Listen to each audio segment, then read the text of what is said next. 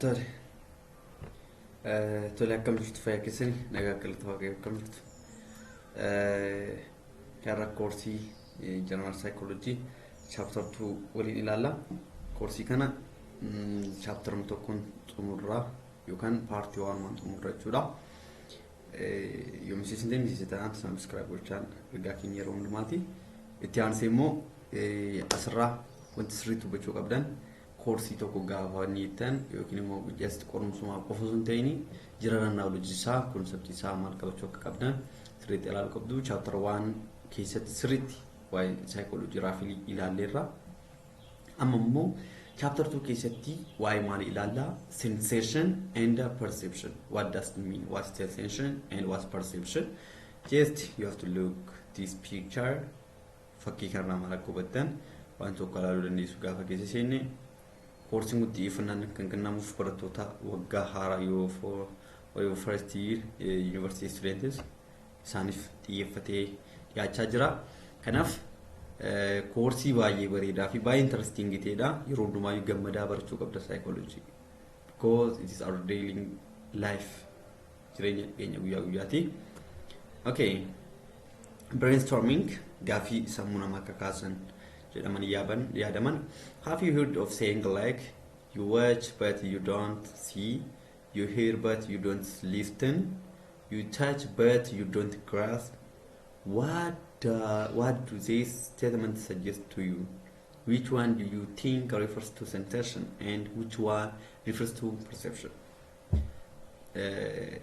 Kana gaafa ibsine ilaallu. Have you heard of saying like you watch but you don't see? Ilaala turte garuu agarre jechoota kana sirriitti qabadhaa. You watch but you don't see. Ilaaltee turte garuu hin agarre. You hear but you don't listen. Dhageessii turte ati garuu hin dhaggeeffanne. You touch but you cannot grasp. Qaqqabdee turte garuu tuqxee turte garuu hin qabanne. You touch but you do not grasp. What do these statements suggest to you? Statementoonni kun maal sitti agarsiisu? Maal suggest godhu? Maal direction si kennu? Which one do you think refers to sensation and which one refers to perception? Jechoota amma xiyyeeffanne haasofne kana xiyyeeffanne koorsii kana ilaalla. Sirriitti ilaalla. Definition and conception of sensation and perception. What definition and conception of sensation and perception? What's sensation? What's perception? Sensation, the passive process. Sensation matter. The passive process of bringing information from the outside world into the body and to the brain. Can I do matter? The passive process, or process of bringing information from the outside. Information matter outside the world into the body and to the brain. Information addunyaa irra jiru kana yookaan addunyaa keessa jiru kana maadha gara sammuu keenyaatti fidu percept yookaan immoo sensation jechuun wanta jiru sana maadha fudhachuu jechuudha yookaan gara sammuu keenyaatti fidu jechuudha. Bring what information ma gara eenyutti garamitti eessarraa immoo from what the outside world addunyaa jirtu kanarraa garamitti into the body and the brain. That's what sensation. Sensation is information ala jiru tokko gara sammuu keenyaatti gara qaama keenyaatti gaafa. Process by which an organism responds to the stimulus. Process by which an organism responds to the stimulus. Process maana organism tokko stimulus sana maana respond itti godhu jechuudha. Stimulus jechuun wanta ta'e tokko hin jira fakkeenya foolii wayii stimulus hin jira achirraa immoo wanti respond godhu hin jira. Just isa jechuudha. Stimulus the information. I think this is just like this. Okay, stimulus information. The sensory laws. Sensory laws in sensory thresholds and the sensory adaptation. Sensory threshold fi sensory adaptation kan jennu jira. Sensory law keessatti. Sensory laws, sensory thresholds and sensory adaptation. Lamatu jira. Sensory law.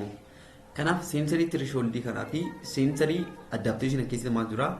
There are certain sensory laws that explain how sensation works. Matujra, there are certain sensory law teetujra. Malcolm Gudu that explain how sensation works. Sensation working kuni akkam akka hojjetu kan nuuf ibsumaa jira. This what sensory laws. Sensory threshold and the sensory adaptation are the two general laws of sensation.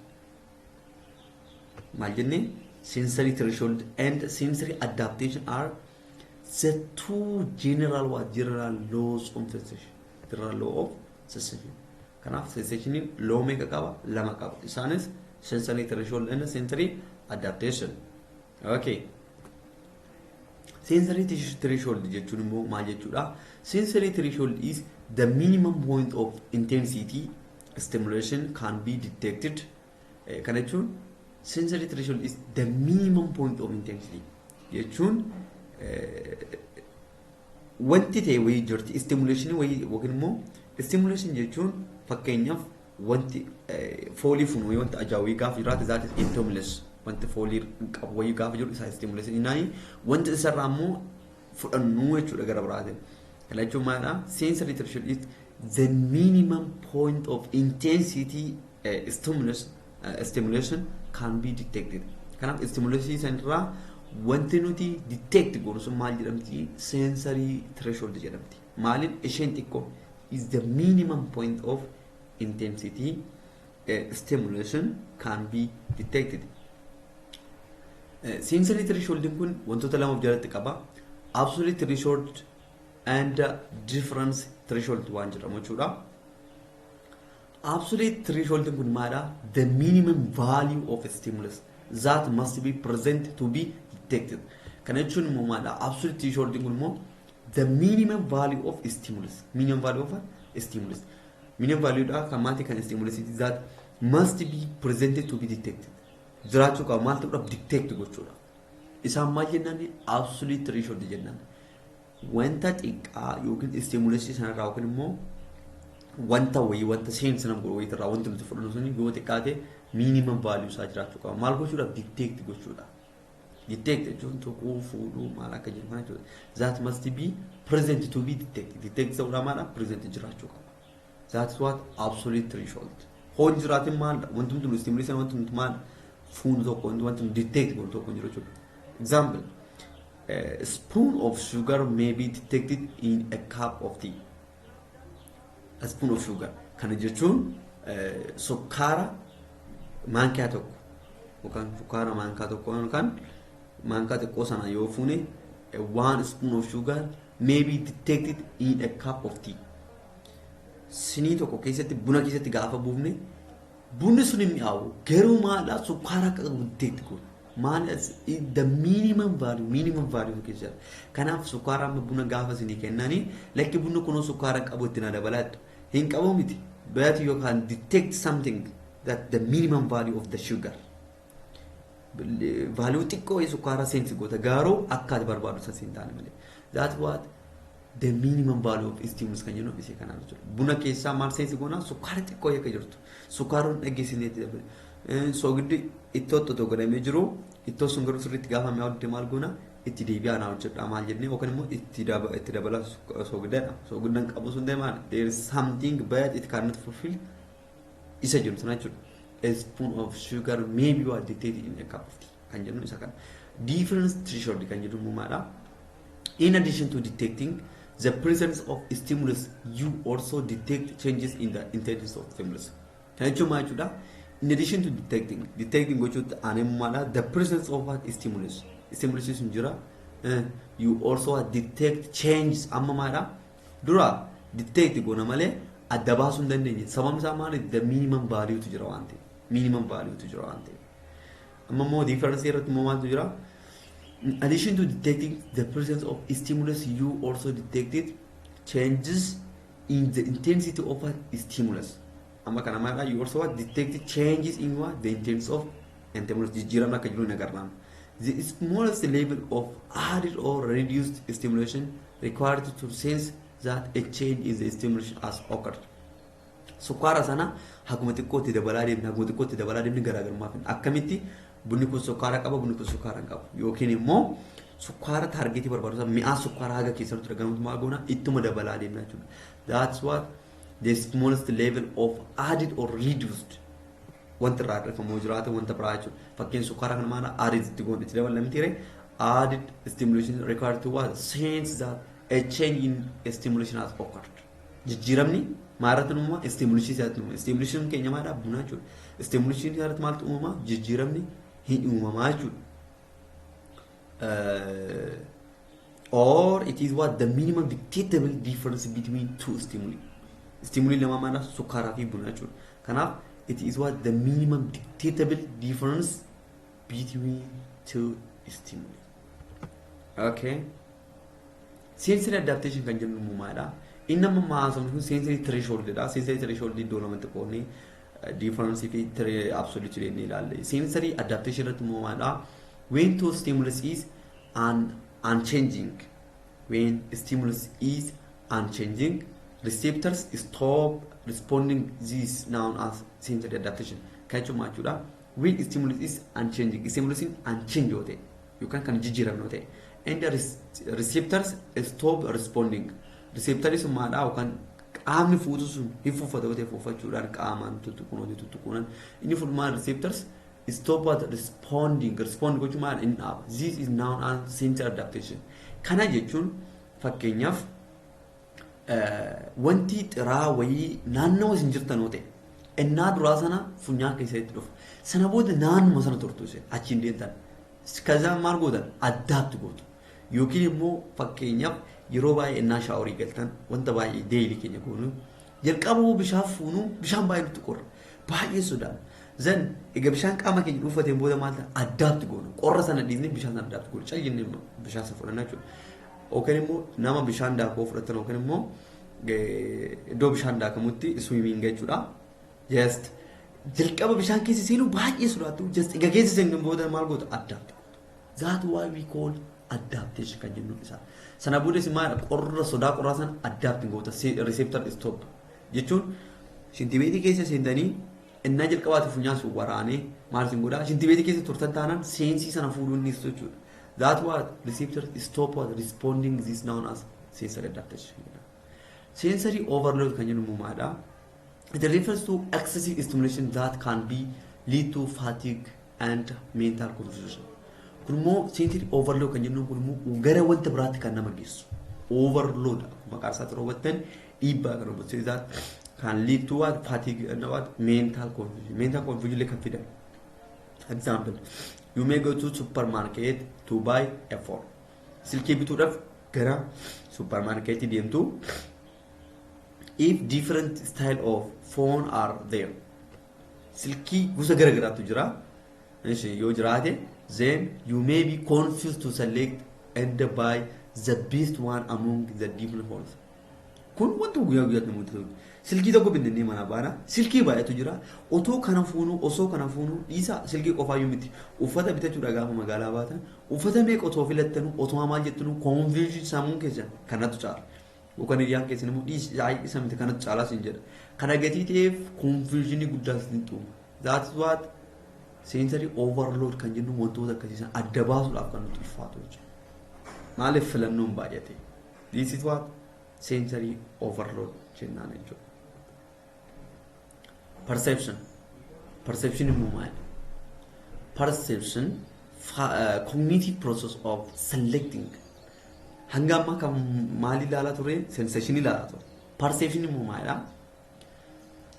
Cognitive process of selecting and organizing and what interpreting the information brought to the brain by what the sense. Agamma ka filala tur mana sensation it sense gochato amma muada perception mo warrota ilaalle sana keessa catch up gochu keessa man select godhanii fudhachu keessa man organize goonee baasu akkasuma interpreting what giving a meaning jechuudha gara biraatiin hiiketti ilaalama interpreting what the information brought to the brain by the sense ni mana bringing the information from outside world to our body or our brain jenni kaane mamumada isa gara sammuu keenyaatti finne sana immoo maal gochuudha interpret gochuu isaan san keessaa select goonee fudhachuu jechuudha. Fakkeenyaaf amma sagalee baay'ee dhageessan gaafa gadi baatan garuu keessaa kan dhageessan nama wajjin haasoftanii qofa. Sagalee baay'ee simbirrii wacii naannoo bishaanii jirratti bishaan iyyaa waa'ee isaan dhageessan. Maaliif attentionit naan that is sensation but not perception. Kan sirriitti adda baasuu qabdan jechuudha. In the other ways it is the acquisition, selection, organization and what interpretation of sensory. In other words, talk acquisition jechuun kanneen jiran keessaa ilaaluu baasuu jechuudha. Selection filannee fudhachuu, organization isa fudhannee sana organize gochuu and interpretation meaning itti kennuu. Obbaas jechaadha. This is what perception jedhama. Perception in general consists of three basic processes. Perception maal of keessaa qaba? Three basic processes basic ta'an sadii of keessaa qaba. Isaanis these are selection tokko select gosa goona selection qaba. Lammaffaa isa select kun organize gochuu qaba waan ta'eef organization qaba. The third one is interpretation. Kanaaf perception why perception gaafa haasofnu wantoota sadan kana qabachuu qabnu selection, organization and what? Interpretation. One, selection or attention. Selection or attention kan jennu maadha? Select the stimuli to which we will attend. Fakkeenyaaf viidiyoo kana gaafa ilaaltan sagaleen biraa bukkee keessanii haasa'amaa jiraachuu danda'a. Isin garuu waa'ee isa isin bukkeedha haasaa jiramu ilaalaa hin jirtan. Namni haasa'uu danda'a, viidiyoon biraa banamuu danda'a, sirba dhaggeeffachuu danda'u, faarfannaa dhaggeeffachuu danda'u, waan adda addaa gochuu danda'u. Isin garuu maal kan ilaalaa jirtu viidiyoo ilaalaa jirtu. Kun maadha selection and or what attention waan hojjetu sanatti attentionii kennuu jechuudha. Okay. Select the stimuli to which we will attend. We perceive only a few of them clearly from a given moment. Momentii kenname keessa maal fudhanna? We perceive what? Only a few of them. A few of them jechuun kan barbaanne san qofa keessaa fudhanna jechuudha. Clearly from what? A given moment. Momentii kenname keessa isa barbaanne qofa keessaa fudhanna jechuudha. The selectivity of perception implies, among other things, that our fields of experience is divided into what is known as focus and margin. Iddoo lamaan kanatti qonnee ilaala focus and margin jennee jechuudha. Selectivity of perception implies among other things that our field of experience is divided into what? Our field of experience is divided into what is known as focus and margin. Even or stimuli that you perceive clearly are the focus of your experience. Inni nuti xiyyeeffannee gara sammuu keenyaaf nu maadha? The focus of our experience. Focus gochaa irra xiyyeeffachaa irraa jechuudha. And other items or stimuli that you perceive dimly or vaguely are in the margin of your attention. Inni nuti baay'eetti yaannu akkasumaan gara sammuu keenyaa vaguely kan jennu margin isaan jennu sana jechuudha. Margin of your attention. You may be aware of items in the marginal field but only vaguely or partially. Wanti waa'ee san naannoo keessan san hin dhageessanii garuu partially isaa dhageessu. Guutuu isaa himu. Sababni isaa maali? Focus itti gochaa jirta. Attention itti kennaa jiran jechuudha. Kanaaf wanti isin experience keessanii fuutan focus itti gootan sun maalidha? Perception clearly the focus of your experience kan jennu isa kanadha jechuudha. Okay. Factors affecting selectivity of perception. Wantoonni selectivity perception kana affect godhan yookaan immoo dhiibbaa irratti fiduudha faaktaroota akkamiiti? Stimulus condition. Stimulus conditioning dhiibbaa mataa isaa uumuu danda'a. Maal irratti? Selective perception irratti. Waan tokko select goonee fudhachuudhaaf wantoonni dhiibbaa irratti uumuu danda'an stimulus condition. Stimulus condition bigger and brighter moving. Wantoonni akkasii kun maala? Guddaa kan ifu maal kan jennu isaan kun maal? Bigger and brighter moving warreen jennu kun stimulus conditioning. Stimulus conditioning keenya guddaadha. Stimulus conditioning keenya brighteridha. Kan balaqqeessoo ta'uu danda'a, kan ifu ta'uu danda'a, guddaa ta'uu danda'a, xiqqaa ta'uu danda'a, moving kan socho'uu ta'uu danda'a. This is what stimulus condition kan jennu kana. Psychological condition ammoo set or expectance and motives or needs. Kana jechuun immoo maal jechuudha? Set or what expectance kan nuti eegnu jechuudha. Psychological conditioning. Set or expectance and motives or needs. Isaan kunneen kun immoo maal jedhamu? Psychological condition jennaan jechuudha. wanti nu expect goonu sun wanti nuti waan sun hojjechuudhaan mootiivii nu ittiin kaanu sun jechuun hamileen nu waan sun hojjechuu ittiin kaanu sun maal jedhamu psychological condition jedhama. Eeshi.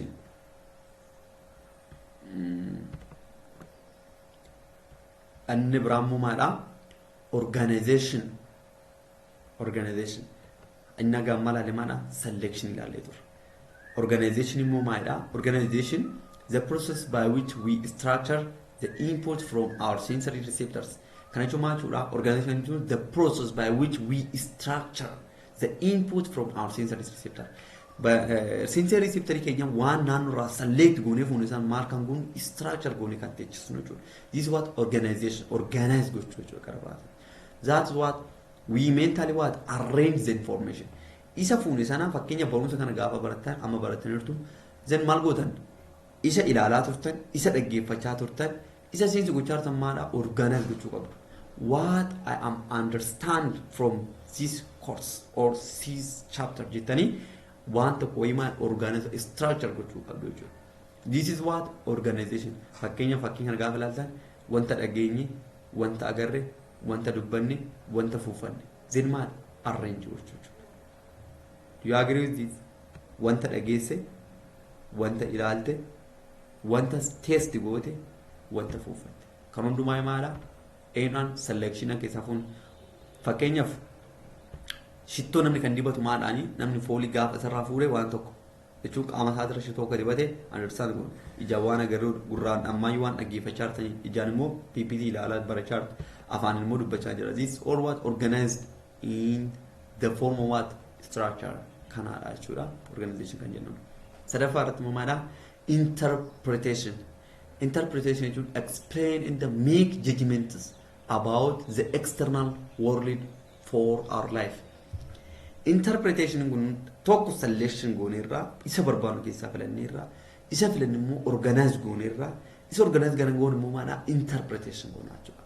Interpretation explain and make judgments about what the external world for our life.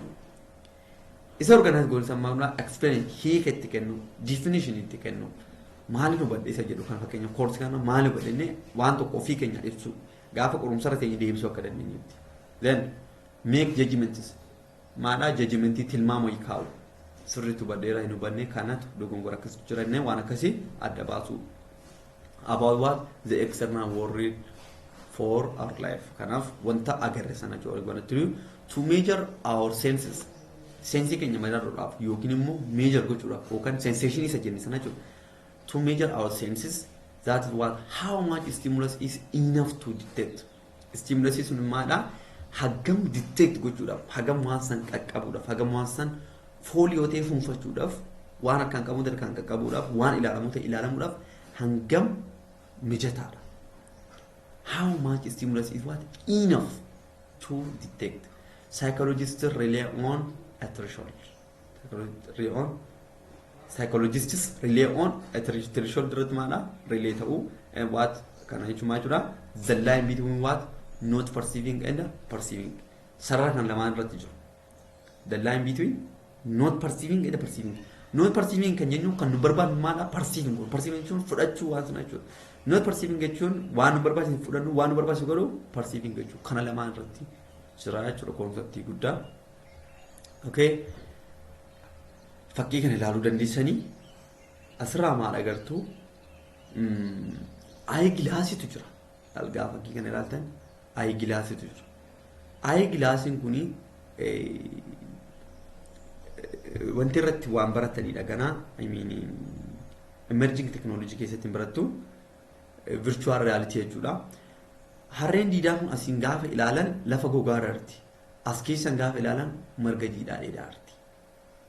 You see? Iddoo kana gaafa ilaalu marga asiin biqiltuun kun gubbaan kun biqiltuun kun gogaadha. Realitiin isaa. Asiin immoo maaltu jira? Kan wanni virtual reality kana keessatti maaltu jira? Iddoo keessaa fudhachuu qabu amma isa alaa kana miti kan ilaalan virtual reality dhaan kam ilaalaa jira? Harree diidaa marga dheedaartu fuudhaa. Kun maala? Perception kan jennuun wanti waa'ee virtual reality isin barsiisuu barbaade osoo hin ta'ini maal irratti fokus goona amma naannoo kana kennu lafa gogaa akkanaatu jira laala. lafa onaa lafa gogaa rooba hin qabne garuu asirraa kan ilaalamu jiru biqiltoota ija qabantu jira jechuudha. Kuni walumaa galatti maalidha? Perception jechuun waan barbaanne sana keessaa fudhachuu jechuudha. Kanaaf kun baby the image of virtual reality emerging technology keessatti waan baratanidha. Form perception. Perception akkamitti form goona? Refers to the way sensations are organized into meaningful shapes and patterns. Form perception jennuun the way sensations are organized. Sensations are organized goone maal goona perception kan itti fidnu jechuudha. The way sensations are organized into meaningful shapes and patterns. Meaningful shapes and patterns.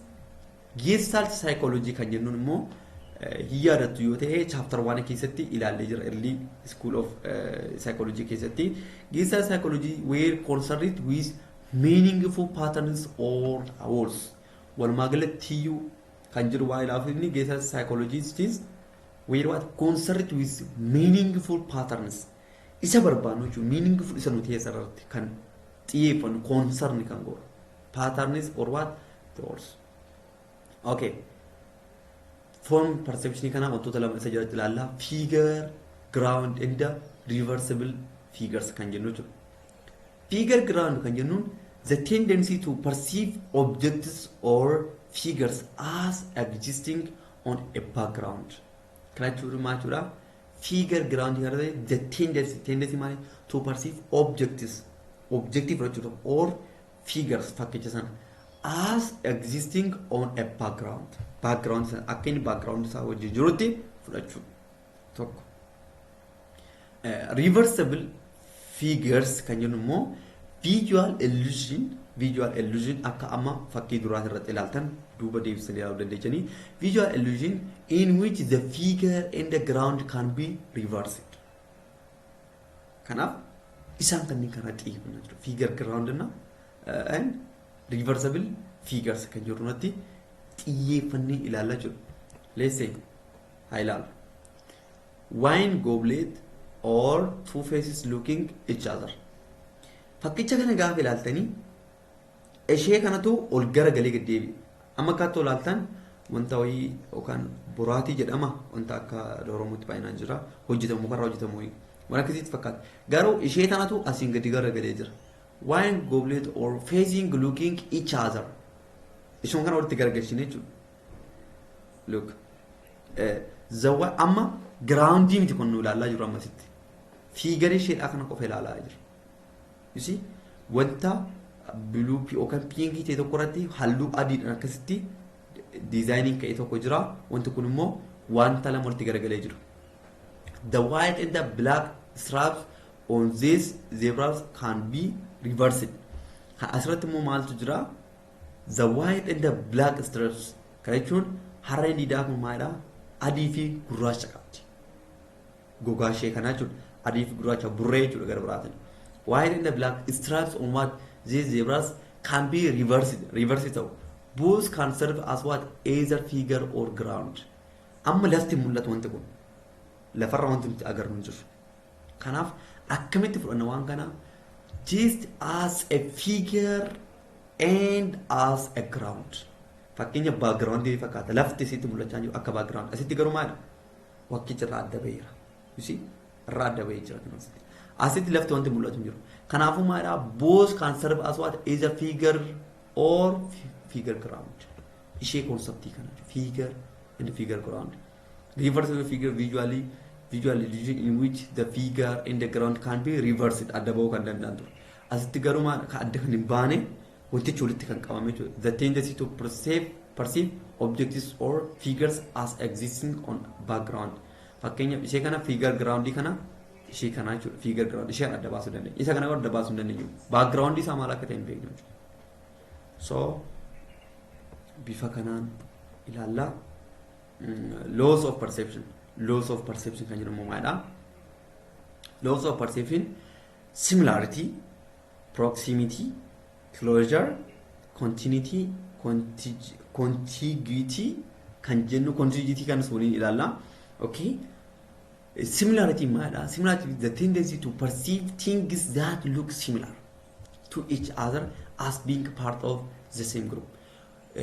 wantoota yookaan immoo wantoota groupii wal fakkaataa ta'anii tokko la tendency to perceive dandeettii wantoota wal fakkaatanii keessaa adda baafachuu.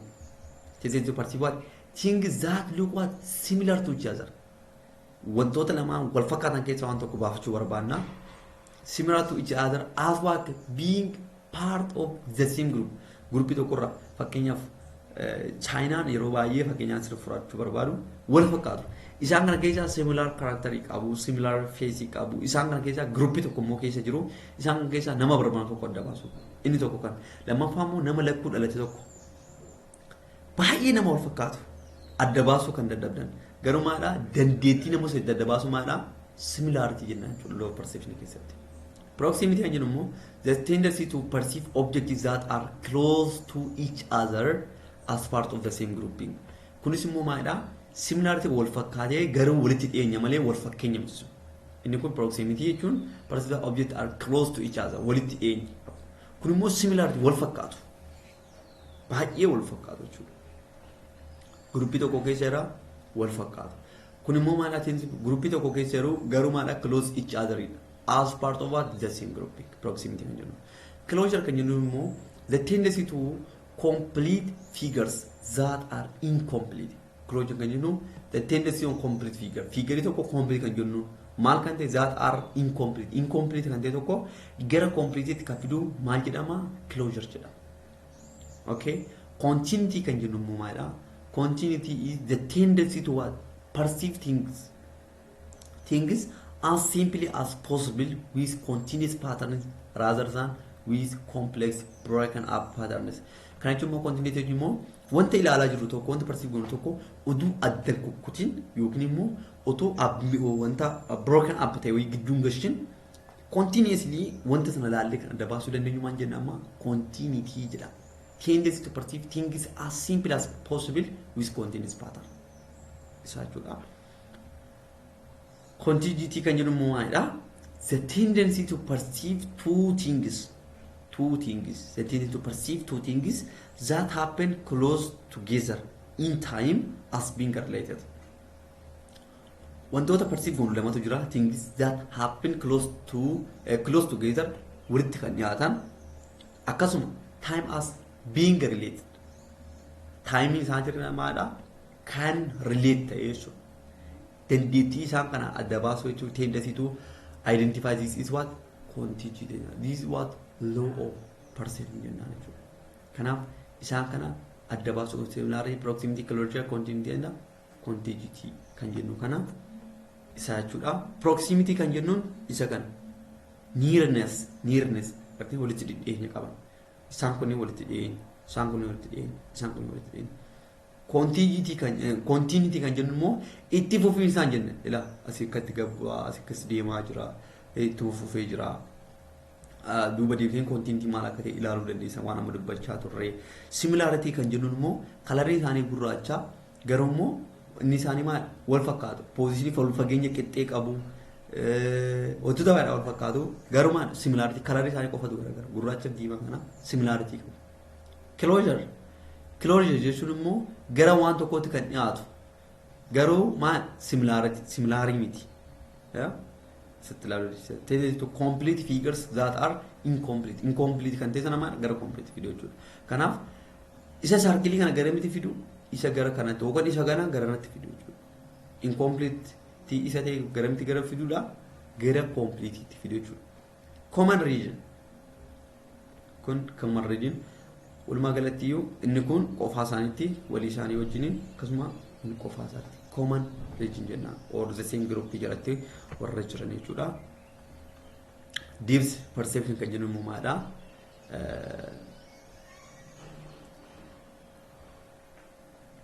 Deep perception our remarkable ability to judge our remarkable ability to judge accurately how far objects are from us or from each other is referred to as depth or distance perception. Kan jechuun objectii tokko hagam nurraa fagaate yookaan immoo hagam gadi fageenya qaba. Isa jedhu nurraa yookaan immoo perception nuti itti fuunarra fageenya irratti waan ilaallu fi dhiyeenya irratti waan ilaallu jechuudha. Our remarkable ability to judge accurately how far objects are from us or from each other is referred to as depth or distance perception jedhama. Fakkeenyaaf wanta tokko ilaalaa jirru fageenya nuti itti waan san ilaalaa jirru yookaan immoo objectii lama ta'ee fageenya isaan gidduu jiru kan jennuun depth perception jennaani. To perform this remarkable accomplishment, we rely on, in part on binocular cues. Kan jechuun maal jechuudha? To perform this remarkable accomplishment, perform gochuudha wanta kana jechuudha. We rely on what? On part on one binocular cues, cues that require what? Require the use of two eyes. By the way, binocular means wanta tokko ija keenya lamaan ilaalaa jechuudha. Binocular by means two, nocular means ilaaltu agartuu akka jennu kanadha. Binocular jechuun ija keenya lamaan kan ilaallu jechuudha. One is convergence, the turning of the eyes inward. Wanta convergence dafa fageessatee wanta kabiru inward, which occurs what? When they focus on the nearby objects. Monocular cues that require what? The use of one eye. Mono means one. Ocular means ilaalu akka jenne kana. Monocular kan jennuun immoo maadha? Ija keenya tokko fayyadamnee kan ilaallu jechuudha. Fakkeenyaaf ija tokko keenya fayyadamnee gaafa ilaallu fakkicha ilaalcha garagaraatiin dabilii ta'uu danda'a, converge ta'uu danda'a, waan akkasii sanaa jechuudha. Mee ija keessa warra qabdanii hokkatu waa ilaalaa turtan imeejii wayiitu isinii dhufu. Just isa haasaa jira jechuudha. Waama especially yeroo ijoollummaa keenyaa gochaa turredha. Chapter and what did you understand from this chapter kan jedhu isinumaaf gaafii haa ta'u. Walumaa galatti yoo kana fakkaata yoo sitti tole like, share, subscribe gochuun hin dagatinaa. Tole bye bye, viidiyoo itti aanu agarru yeroo gaarii.